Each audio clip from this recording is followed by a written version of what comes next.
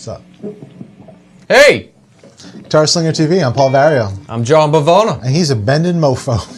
I'm bending mofo. That sounds really great, man. I love the way you're playing. Thank you. Your bends are just awesome. You're always inspiring me. We all work on different things on guitar all the time. I'm always trying to get better at something. And one thing I think I'm always going to chase forever is bending 100% consistently in tune all the time. And that's something that I hate you for, but you do really well. Thank you. Do you have any tips for us today to help our Guitar Slinger TV audience work on bending in tune? Yeah. Most of the times when I teach my students bending, I break up the bending technique in two different sections. Okay? Half bends and whole bends. All right. Okay. What is a half step?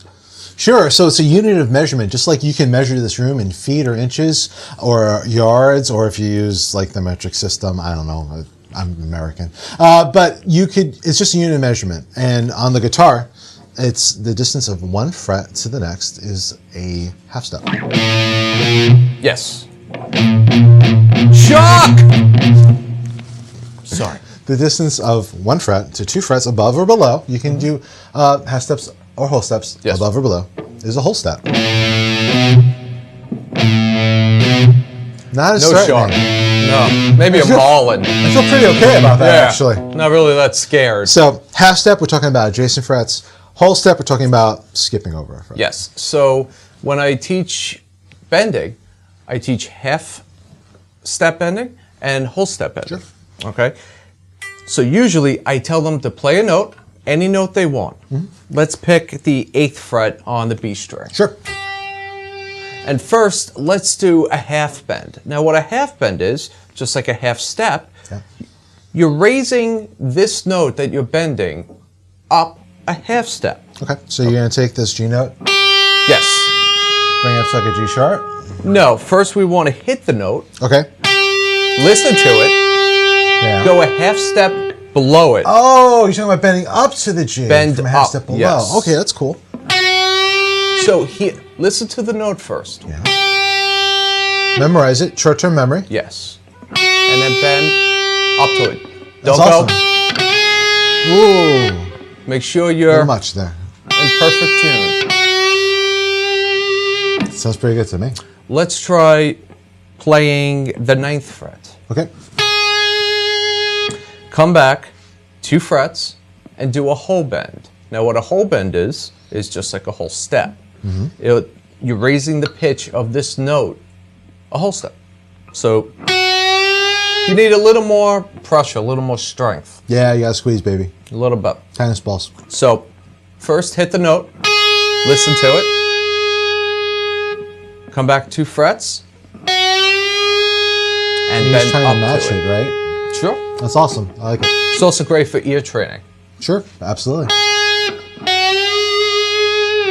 Sometimes so I'm not a perfect bender. I mean, I'm pretty good at it. I'm a little hard on myself. But I will use vibrato a lot at the top of a bend. One, because it sounds cool. Sure. But two, it will mask any of your slight tuning inaccuracies. I mean, we're human beings. We're not synthesizers here, so we're not going to be perfect.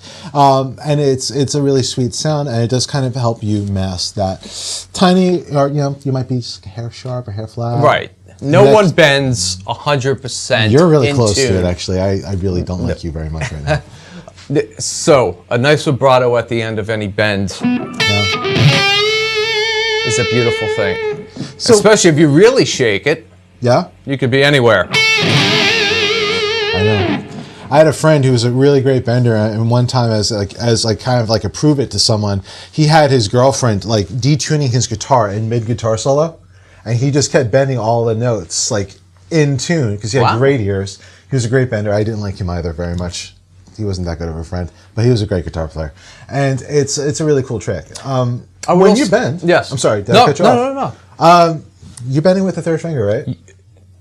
There? This particular... With the half step and the whole steps? Okay. Yes. So when you're doing, like, those big bends, I reinforce. So do I. So like my ring finger will come down on the string wherever it is. I have strings 1 and 2 behind it because I'm doing a big whole step bend. Right. 3 piggies is stronger than 1 piggy, and I said that. It works really well. Right. Obviously you can bend with any finger you want, but most of the time I go to is my 3rd finger reinforced by my 1 and 2. Yes. Yeah. So I'll put my third finger on the 8th fret. Yeah.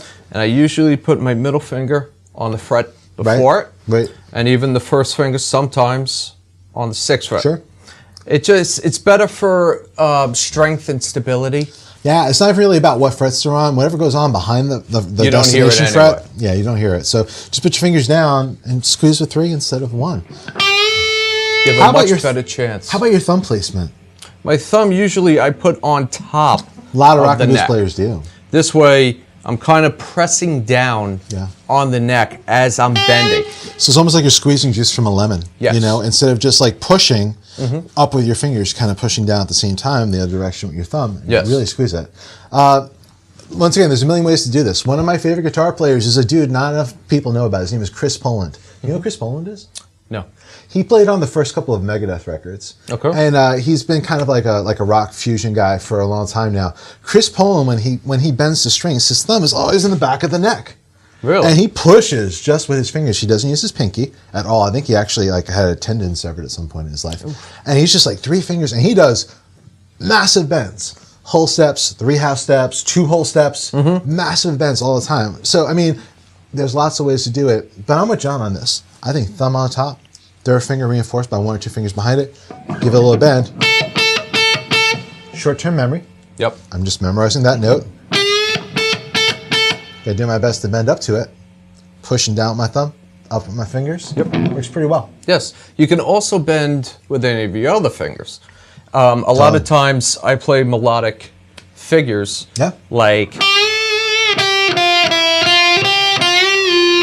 Sure. With a combination of whole bends and half bends together. Yeah, that's great. Oh, that's So sweet. sometimes I'll take my first finger. You could just use your first finger. There's nothing behind it that you can use to help it out.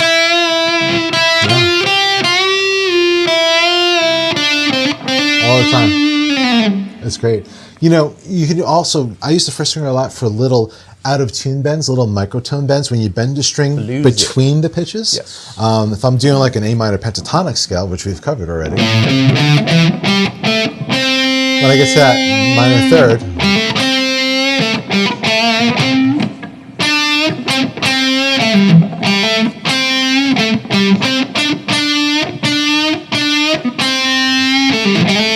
Great way to end the solo too. yeah, you bend the minor third up until it starts sounding like a major third. You bend the fourth up until it starts sounding a little bit like the blues scale note. Yep. And it's really great. It's a wonderful way. It just adds a little parmesan. I love when you say that. It makes me hungry. We are Italians. I'm so Italian. And so I'm Paul Parmesan. Do you have anything else you want to say about bends? I have nothing more to say about no. Have fun with it. Practice as much as you can. Again, it's great for ear training too. Absolutely. To bend first the note, bend up to it, and match pitches. Absolutely. I just want to end with 2 things that I think are really important on this. One is if you're new to bends, go slow, take your time. You're going to callous up, and it's going to be a little bit uncomfortable at times. Just tough it up. It's part of a rite of passage. I think all lead guitar players have gone through it at some point or another. And the other thing is just take breaks. Do this for a couple of minutes. Hand starts getting a little sore, no problem. Take a break, get something to drink, come back, practice your chords. Work on your timing with your metronome. Do something else. And then come back to this a little bit later on. I think it's good to break things up. It's good advice. Yeah, I'm pretty good at that. It's what people pay me for. There you go. I'm Paul Vario. I'm Jon Bivona. This is Guitar Slinger TV. Check us out on Patreon. Click our subscribe button. And we'll look forward to hearing from you in the comment section of our videos. Please ask us any questions, and we'll be more than happy to draw from that for future episode topics. Guitar Slinger TV.